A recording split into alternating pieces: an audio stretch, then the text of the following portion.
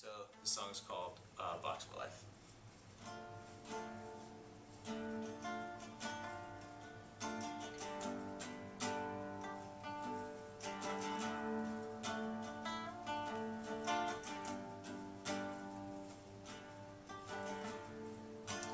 Up all night in my box of life, staring out the windows, see the whole world before my eyes, see the skies in the moonlight. The moon don't shine like it used to when I was a boy. I used to hide under the cover.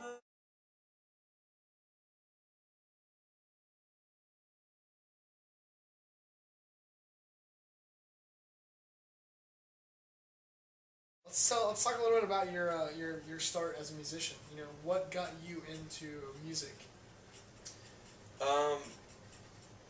Going way back, what really got me into music, I have a lot of memories growing up, of specific memories of music, whether it was driving in the car with my parents on a road trip listening to Stairway to Heaven or A Day in the Life by the Beatles and knowing all the words of those songs, or jumping on a mattress in my playroom when I was like 6 years old, my dad listening to like an Elton John song or something like that. And then as I got older, I really got into music, and the first couple bands that I really got into on my own, without my parents' help, I branched out and found my own stuff. I was a big Blink-182 fan. Blink-182 really struck a chord with me when I was, like in 6th, 7th grade. They're very popular. And they're very popular, and they're catchy. They're popular because they're catchy, because they harmonize very well. But most of all, there's a band called Inspection 12 from where I come from, and it's a phenomenal writer, a guy named Dan McClintock, and they played kind of like it's the Beatles punk rock style with power chords and distorted guitars and electric guitar solos. But the guy was just a great writer, and the melodies and the harmony and everything, and that's really what got me to pick up a guitar and start learning how to play. Right. And so now, have you had classical training of any type, or have you taught yourself everything? No, I'm completely self-taught. I taught myself basically just online, looking up tabs, like looking up Green Day tabs and Blink-182 tabs and MXPX tabs when I was younger, and then learning more complicated stuff as you develop a better taste for music and you want to get better as a musician. It started out with like the punk genre, and then it got to more classical music like classic rock, and from there it just developed into more polyrhythmic stuff like Dave Matthews, kind of acoustic player, and that's mostly what I play is acoustic guitar, rhythm stuff, but trying to come up with cool things in between to make it seamlessly flow. Well, since you said that acoustic is what you play, what is your favorite and also biggest influences as far as music goes? My biggest influence is, like I said, started when I was young. It's come in stages, kind of in waves. Right. Yeah. The punk phase, was Blink-182 and Inspection 12 and No Use for Name and bands like that growing up. And then my biggest influences at the core, though, are definitely the Beatles, Led Zeppelin, and stuff like that. Just classic rock stuff with good songwriting. And then once I got to college, I started really fine-tuning my influences and started examining why I play music, why I like to play music, why I write, and why I do the things I do. And I really got into Dave Matthews. I'm a huge Dave Matthews fan, and I really love Neil Young, and I love Trey Anastasio and Fish, and I'd say along over the years those are probably my biggest influences. Neil Young, Dave being a little bit more recent. Huge Beatles fan, all four of them. You could study them forever and ever and ever individually and keep learning things every day. So. That's right. So you said you have your band, which doesn't have a name currently, but you're working on that. Yeah, we're working on that. Or it's just you and one other person right now. Right now, well, the core is me and my friend Daniel, and then we used to play in a band with these two other guys. Zach Donovan and Logan Fisher play drums and bass and sing, and we used to play in a band with them. Then we got this opportunity to record, and we decided to bring them back into it. So now it's the original band that we used to play with. It's us four in the actual band, and then Daniel and I have our own stuff, and then I have my own stuff. Right. So you have your solo work as well. So it's somewhat like the Beatles. Yeah, With the solo it really work is. Between all of them, and then also coming together for their albums. Yeah, it's a collaboration. Collaboration. It's a collaboration of your own thoughts and ideas. Yeah. Let's see. Well, what do you feel is special or unique about your music?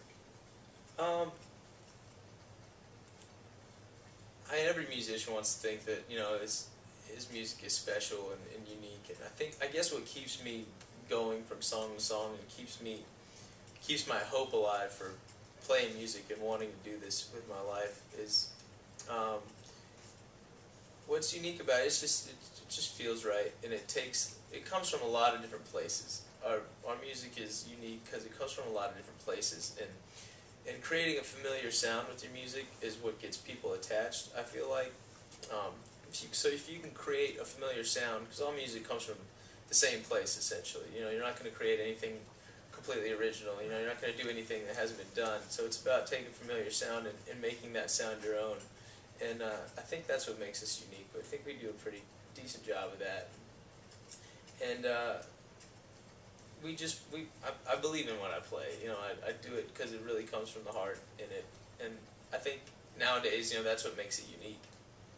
Is that you really believe in what you're doing for no more or less reasons than because you want to do it and it feels right to you and who you are. Okay, so in our class, we talked a lot about song structure and songwriting, and so traditionally, Tin Pan Alley style songs, that's been a very big factor in music. I don't know if you're aware of that or not, but I was wondering, what is your songwriting process? How do you go about writing discovering your lyrical content, and also going about picking the chords and all of the melody to go with the lyrics? It starts with an idea. It starts with a thought or some idea that you have, and that idea might be a phrase or a word, or it could be a melody. It could be opposite. I mean, there's no right or wrong way to write a song. I believe that. Like, if you have an idea for a line, you write the line, you try to put music to it. If you have an idea for a melody, you play the melody and you write words to that. And as far as actual song structure goes, there's no right or wrong way to write a song. Some bands really stick to a formula. They have a formula. Intro, verse, chorus, bridge, chorus, verse, something like that they stick to. And one of the things I love about the Beatles is they're very good at balancing formula with organic free flow of the song. And I think some songs call for a formula. Some songs don't need a formula. Some songs need to be progressive, and they don't need to reintroduce anything that's already been in the song before. It just depends on what the song calls for. I think I really try to stick to that philosophy when I'm writing a song. Some songs you write a really catchy chorus, and you're like, God, I got to sing this at least 2 or 3 more times. And some songs you write a great verse, and you want to repeat the verse again. And then sometimes you dip in. You have some bad habits, and you dip into song structure strictly for the reason because you're lazy or you're anal, because you want to have a completed song and you want to show it to people, so you kind of settle for something. And that's not always the right way to go, but if it sounds good, it sounds good. I think if you write a good song and you're proud of it, it sounds good, and you can never stop adding or taking away from a song. You can always go back and add something or take something out or make it better or make it worse. It's not like you're pouring cement in the ground and it's going to stay there forever. The way it used to be when we were all free to see the whole sea. We never imagined we fed for ourselves, to sacrifice for someone else. Could it be that maybe we've taken it too far to feel the power within your heart? It's really only up to you and me. We'll heal in time.